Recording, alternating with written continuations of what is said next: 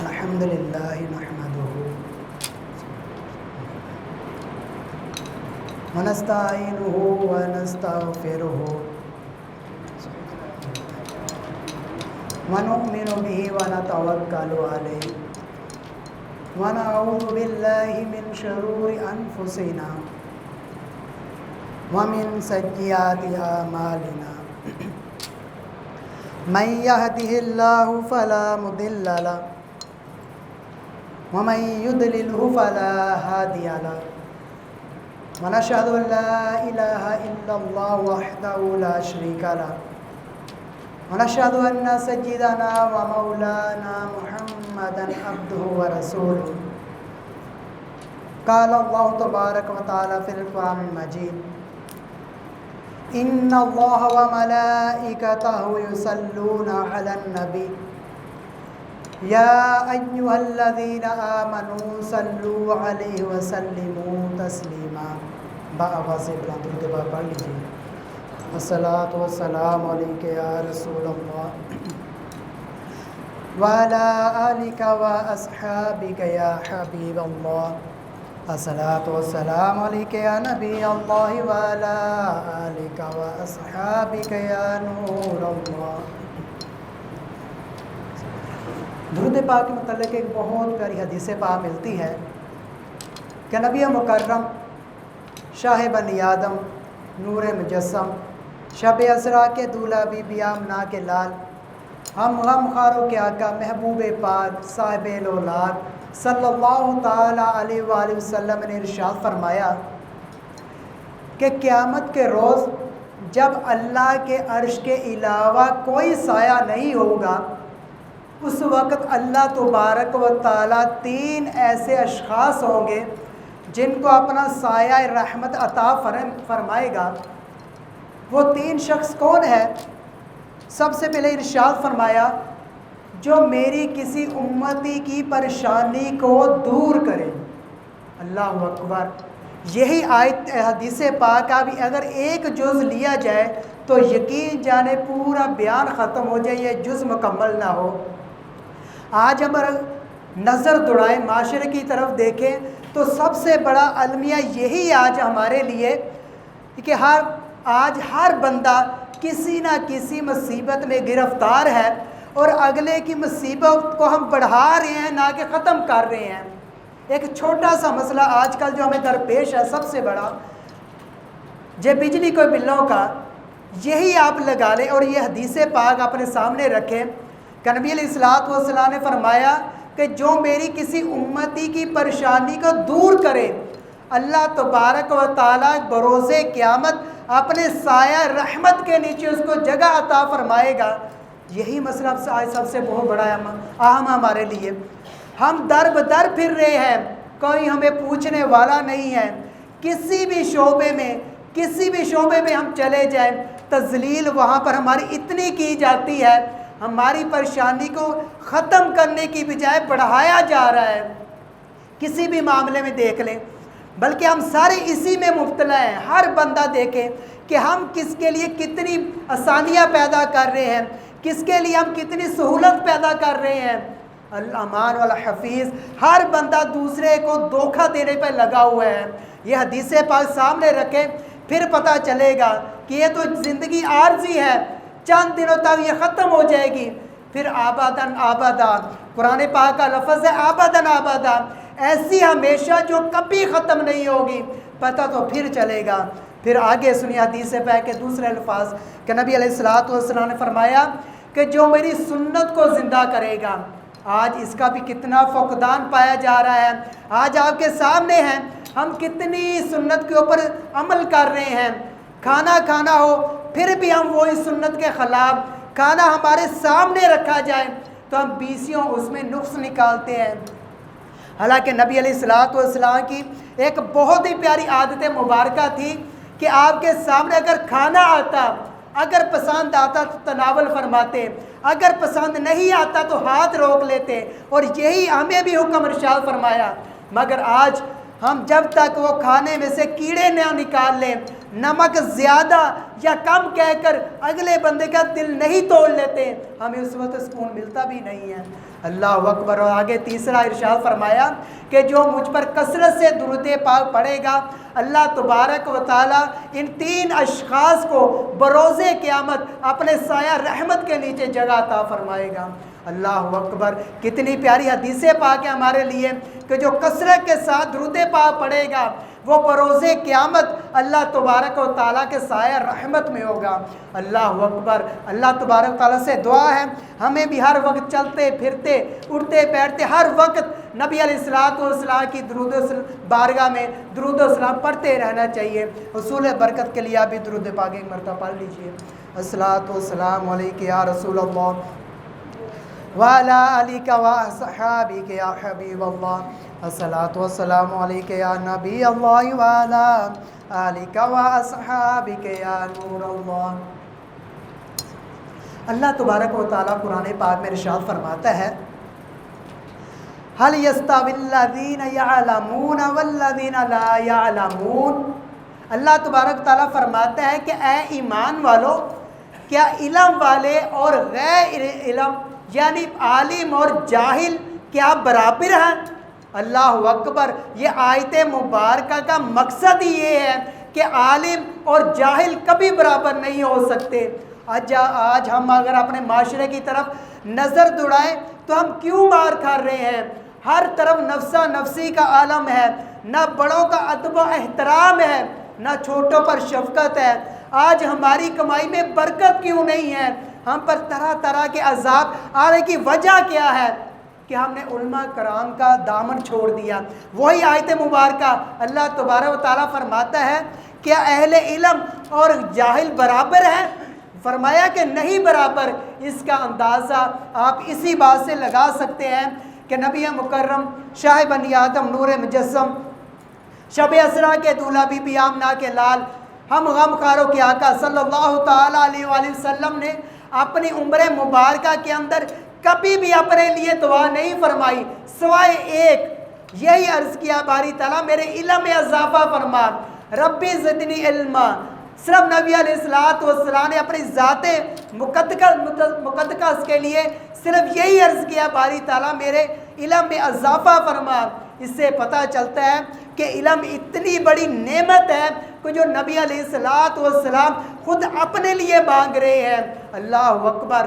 آج ہم معاشرے کی طرف نظر دوڑا کے دیکھیں کہ آج ہماری عمریں 60 70 سال ہو جاتی ہیں، علم نہ ہونے کی وجہ سے ہم شب و روز نمازیں پڑھتے ہیں، نماز کبھی نہیں چھوڑتے، مگر جب کہ پتہ چلتا ہے کہ ان کا 60 سال سے وضو ہی نہیں ہو رہا، وہ وضو اس انداز سے کر رہے ہیں کہ وضو ہی نہیں ہو رہا۔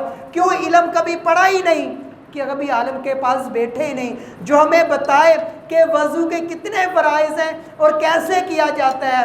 اتنی عمر بیت جاتی ہے، 40 50 سال عمر ہو جاتی ہے، خدا کی قسم ایسے بندے بھی ملتے ہیں جن کو غسل کا ہی نہیں پتہ، شادیوں کو اتنی دیر بیت جاتی ہے، غسل کرنے کا طریقہ ہی نہیں پتہ، جیسے ہوتے ہیں ویسے بے غسلے رہ جاتے ہیں، پتہ ہی نہیں ہے کہ غسل کیسے کرنا ہے، اور اسی انداز سے نمازیں بھی پڑھتے ہیں، روزے بھی رکھتے ہیں، روزہ رسول پر حاضری بھی دیتے ہیں، حج بھی کرتے ہیں، اور جب کہ وضو کا پتہ ہی نہیں ہے، غسل کے طریقے کا ہی نہیں پتہ کہ اگر جنابت ہو جائے، بے غسل ہو جائے بندہ تو غسل کیسے کرنا ہے۔ وجہ کیا ہے؟ آج ہم نے عالم کا دامن چھوڑا اور آج ہم پس رہے ہیں۔ آج جو ہمارے اوپر بلائیں، یہ جو مصیبتیں پریشانیاں آ رہی ہیں، یہ کس وجہ سے ہے؟ یہ اسی وجہ سے ہے۔ اللہ تبارک و تعالیٰ قرآن پاک میں ارشاد فرماتا ہے وَمَنْ أَعْرَضَ عَنْ ذِكْرِي فَإِنَّ لَهُ مَعِيشَةً ضَنْكًا۔ اے ایمان والو، جو بندہ میرے ذکر سے منہ موڑے گا ان قریب میں ان کا معاش ان کے اوپر تنگ کر دوں گا۔ آج آپ کے سامنے ہی ہے، لاکھوں لاکھ کماتے ہیں۔ پہلے دور میں ایک بندہ کماتا تھا اور 20 لوگ گھر میں بیٹھ کے کھاتے تھے۔ آج 20 کے 20 کما رہے ہوتے ہیں اور گھر میں پھر وہی نفسا نفسی کا عالم ہوتا ہے۔ کھانے میں کوئی برکت نہیں ہے، کمائی میں کوئی برکت نہیں ہے۔ وجہ کیا تھی؟ اس وقت لوگ عشاء کے فوری بعد سوتے تھے اور نماز تہجد میں اٹھتے تھے، نماز بھی پڑھتے تھے، تہجد بھی پڑھتے تھے اور امام صاحب کے پاس بیٹھ کے کوئی اچھی نصیحت بھی لیتے تھے۔ آج آپ معاشرے میں نظر دوڑائیں تو آپ کو پتہ چلے گا کہ رات کے 3 بج جاتے ہیں اور سارے گھر والے موبائل لے کے ہاتھوں میں بیٹھے ہوتے ہیں۔ کوئی عورتیں دیکھ رہا ہوتا ہے، کوئی مرد دیکھ رہا ہوتا ہے، کوئی فلمیں ڈرامے دیکھ رہا ہوتا ہے، اور جب انعامات کی باری آتی ہے، جب اللہ تبارک و تعالیٰ صبح جو مال تقسیم کر رہا ہوتا ہے، رزق تقسیم کر رہا ہوتا ہے، برکت کے وقت ہم اوندے منہ لیٹے ہوتے ہیں۔ تو ہمارے ملک پر پھر عذاب نہ آئے تو پھر کیا آئے؟ آج جو ہم مارا ماری پھر رہے ہیں، کھانے میں برکت نہیں ہے، وہ یہی وجہ ہے کہ ساری رات موبائل دیکھتے ہیں، نہ عشاء کا پتہ ہے، نہ فجر کا پتہ ہے، نہ ہم بچوں کو دینی تعلیم دینے کے لیے بیچتے ہیں۔ الامان والحفیظ آج معاشرے کا یہی المیہ ہے۔ آج ہم معاشرے کی طرف دیکھیں تو لوگ اپنے بچوں کو حافظ قرآن عالم دین کیوں کر بنائیں؟ جب ہم دیکھتے ہیں کہ ایک کرکٹر یا ٹک ٹاکر بنانے والا تو لاکھوں روپیہ لے رہا ہے، ایک کرکٹر کی تنخواہ تو 20 لاکھ کے قریب ہے، اور جبکہ امام مسجد 15,000 لے رہا ہے، تو ہم کیوں کر اپنے بیٹے کو حافظ قرآن بنائیں گے؟ الامان والحفیظ آج اگر کوئی حافظ قرآن اپنے بچے کو بناتا بھی ہے تو لوگ کیا کہتے ہیں، یہ کیا کر اپنے بچے کا حافظ قرآن بنا رہے ہیں؟ اور اس کا بھی آگے سے جواب کیا ہوتا ہے کہ ہم نے کون سا اپنے بچے کو نوکری کرانی ہے، یہ تو میرا سب سے چھوٹا بچہ ہے، اس کو تو ہم نے لاڈ میں رکھا ہوا ہے۔ مطلب یہ کہ یہ نوکری سے بھی فارغ ہے، یہ حفظ کر لے گا تو یہ ہر کام سے فارغ ہے، یہ کوئی کام نہیں کر سکتا۔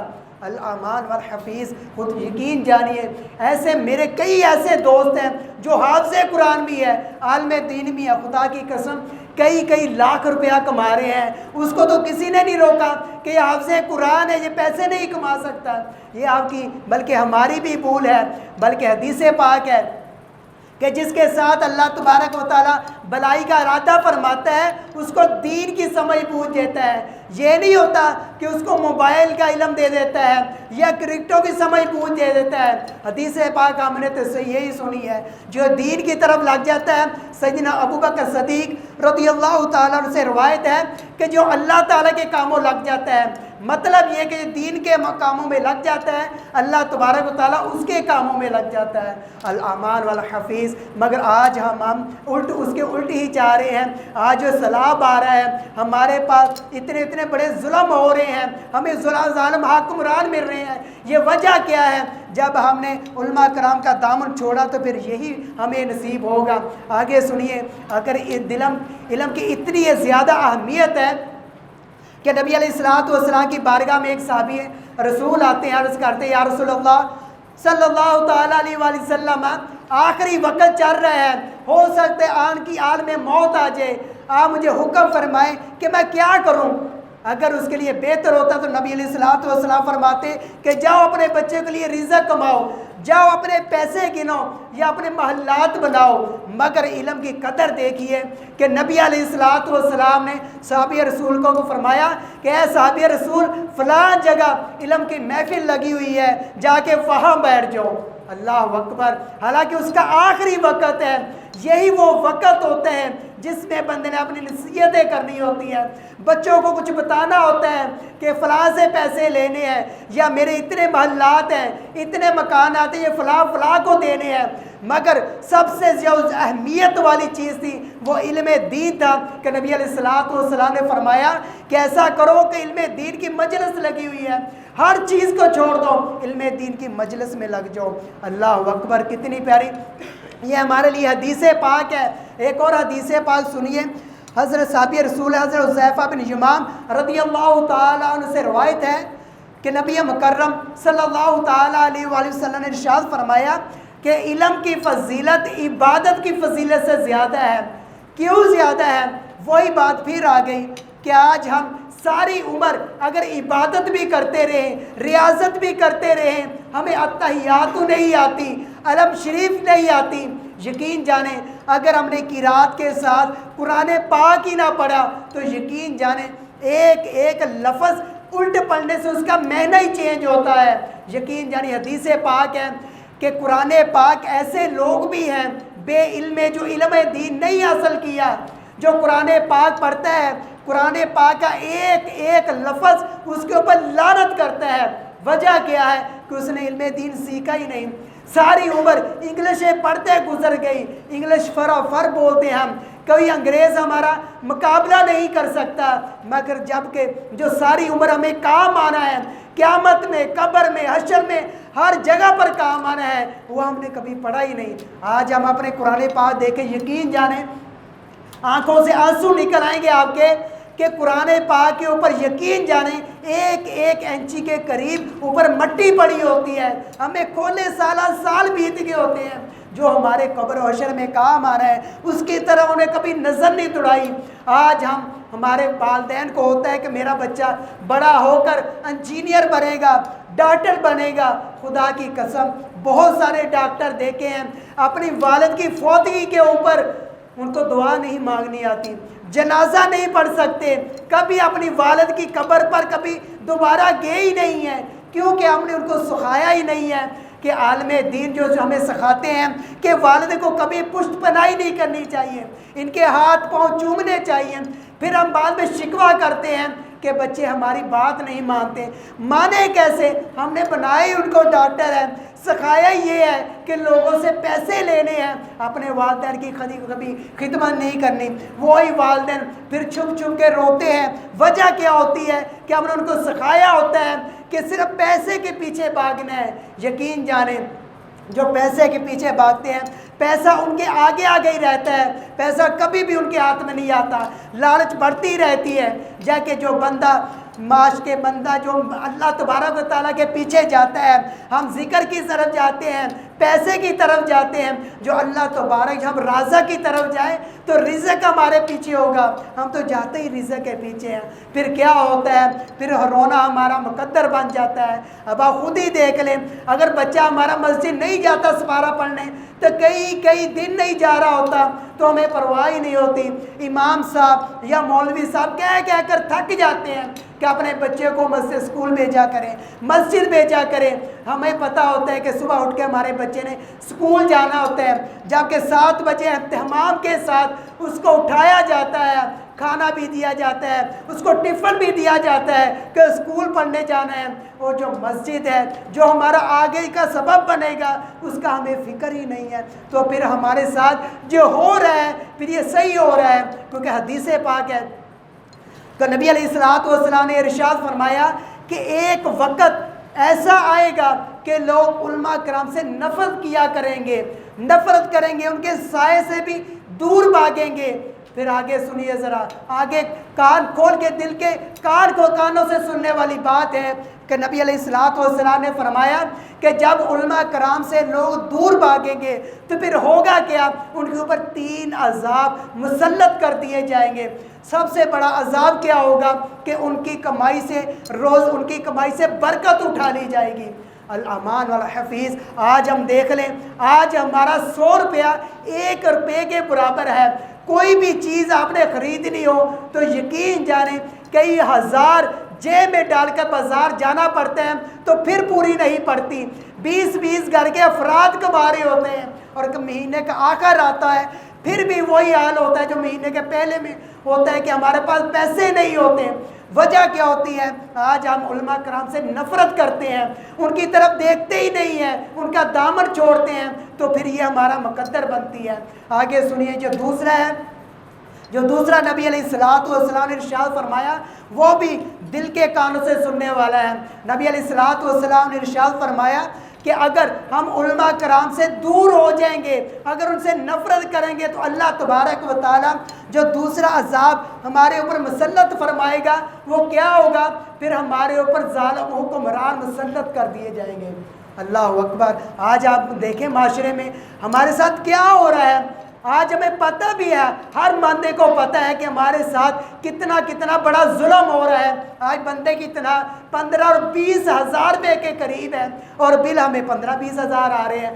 ہم کھائیں گے کیسے، پئیں گے کیسے؟ وجہ کیا ہے؟ وہی بات آ گئی۔ آج ہم علماء کرام سے دور ہیں تو آیت کریمہ وہی اس کی مصداق ہے کہ اللہ تبارک و تعالیٰ فرماتا ہے وَمَنْ أَعْرَضَ عَنْ ذِكْرِي فَإِنَّ لَهُ مَعِيشَةً ضَنْكَ، جو میرے ذکر سے منہ موڑے گا میں اس کا رزق اس کے اوپر تنگ کر دوں گا۔ آج وہی ہمارے ساتھ ہو رہا ہے، ظالم حکمران ہمارے اوپر مسلط ہے۔ آج ہماری کہیں بھی جگہ کوئی عزت احترام نہیں ہے۔ جا کر ابھی آپ روڈ کے اوپر دیکھ لیں، ابھی بلکہ میں آ رہا تھا راستے میں کئی جگہ پر احتجاج ہو رہا تھا۔ احتجاج کرنے والی عورتیں تھیں، جو بے پردہ عورتیں احتجاج کر رہی تھیں۔ اب وہاں پر عذاب نہ آئے، ملک کا بیڑا غرق نہ ہو تو پھر اس میں کیا ہو؟ کیا ہمارے اوپر کیا انعامات یا کیا انعامات کی بارش ہوگی؟ کیا اللہ تبارک و تعالیٰ ہم پر راضی ہوگا؟ الامان والا حفیظ، ظاہری بات ہے پھر اس ملک پر عذاب بھی آئیں گے۔ انگریز لوگ انہوں نے ہمارا دین سارا کا سارا لے لیا۔ وہ قرآن پاک پڑھتے ہیں، سیدنا عمر فاروق رضی اللہ تعالیٰ عنہ کے بنائے ہوئے قوانین اپنے سامنے رکھتے ہیں۔ آج وہ ترقی کر رہے ہیں، آج ہم مسلمان ہو کر اپنے بڑوں کو جو قوانین ہیں اس سے ہی دور ہیں، بلکہ معاذ اللہ ثم معاذ اللہ ہم دین سیکھنے کو تیار ہی نہیں ہیں، تو ترقی ہم نے کیا کرنی ہے؟